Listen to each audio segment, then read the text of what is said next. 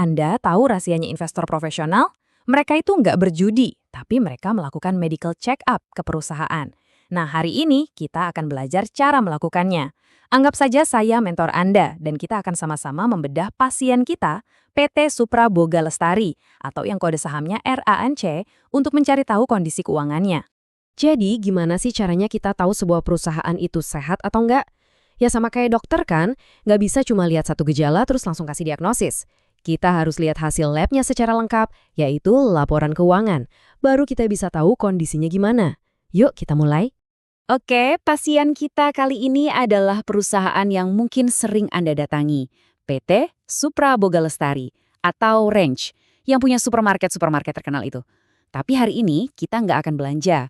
Kita bakal nyelinap masuk ke ruang direksinya, kita intip apa yang sebenarnya terjadi di balik angka-angka mereka. Langkah pertama, seorang investor itu selalu melihat foto rongsen perusahaan yang namanya neraca atau laporan posisi keuangan.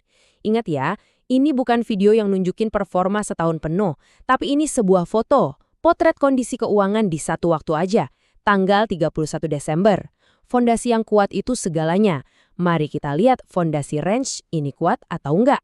Oke, sekarang waktunya kita periksa 3 tanda vital utama yang menentukan kesehatan Range. Aset atau apa yang mereka punya, liabilitas alias apa yang mereka utang, dan ekuitas yaitu nilai bersih yang sesungguhnya. 3 angka ini bakal cerita banyak. Kita mulai dari aset dulu. Pertama, total aset, semua kekayaan yang dipunya perusahaan. Angkanya 1,17 triliun rupiah.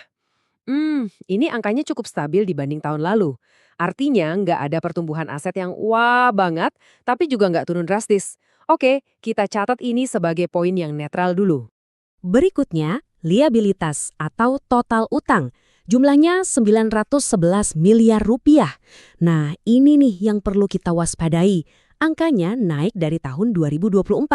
Utang yang nambah itu bisa berarti dua hal loh. Bisa jadi buat investasi ekspansi yang bagus atau malah karena lagi kesulitan bayar tagihan. Kenaikan ini adalah bendera kuning pertama buat kita. Dan sekarang, poin paling penting buat kita sebagai investor, ekuitas.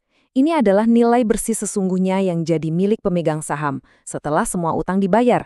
Angkanya 265 miliar rupiah.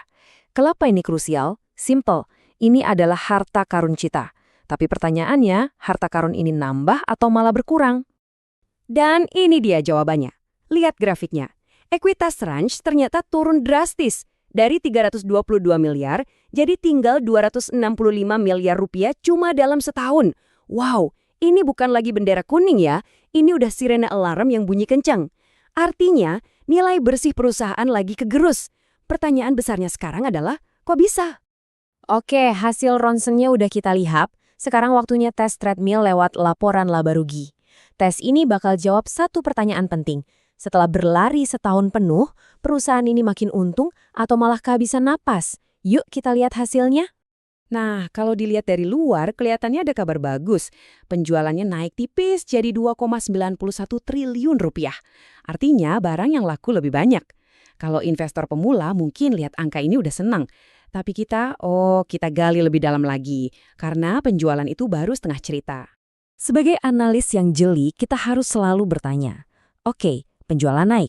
Itu bagus. Tapi, apakah kenaikan itu cukup buat nutupin semua biaya-biayanya dan akhirnya jadi untung? Ini nih pertanyaan kunci yang misahin antara investor biasa sama investor yang hebat. Dan inilah jawabannya. Sebuah plot twist yang luar biasa. Di tahun 2024, Range itu masih untung sekitar 27 miliar. Tapi di 2025, kondisinya berbalik total. Perusahaan malah rugi 54 miliar rupiah. Ini kan banting setir yang luar biasa drastis. Dari untung jadi rugi besar. Rugi bersihnya hampir 54 miliar. Kenapa bisa begini? Sederhananya, mesin bisnis mereka jadi boros.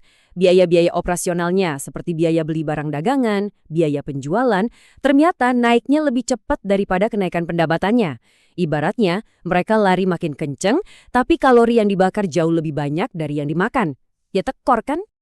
Oke, medical check-up-nya udah selesai. Sekarang, sebagai dokter keuangan Anda, waktunya saya kasih diagnosisnya. Mari kita kumpulin semua temuan kita tadi, biar gambaran besarnya jadi makin jelas. Jadi, ini dia rapor kesehatan Ranche. Asetnya stagnan, utangnya nambah, modal bersihnya anjlok. Penjualan sih naik sedikit, tapi mesin profitnya malah rusak parah sampai jadi rugi besar. Kesimpulannya, perusahaan ini lagi demam. Kelihatannya sih aktif karena penjualan naik, tapi di dalamnya ada infeksi serius di bagian profitabilitas. Nah, dengan diagnosis kayak gini, terus gimana ke depannya? Ingat, investor sejati itu nggak pernah cuma berhenti di, oh ini bagus atau oh ini jelek. Mereka selalu melangkah lebih jauh, mereka bertanya, kenapa ini bisa terjadi? Dan yang lebih penting lagi, apa yang akan terjadi selanjutnya? Inilah pertanyaan terpenting yang saya tinggalkan untuk Anda renungkan. Apakah kerugian besar di tahun 2025 ini cuma kecelakaan satu kali? Mungkin karena ada pengeluaran besar yang nggak terduga? Atau jangan-jangan ini adalah awal dari sebuah tren penurunan yang lebih bahaya? Nah, menjawab pertanyaan ini butuh riset lebih dalam, dan itulah tugas Anda sebagai seorang investor.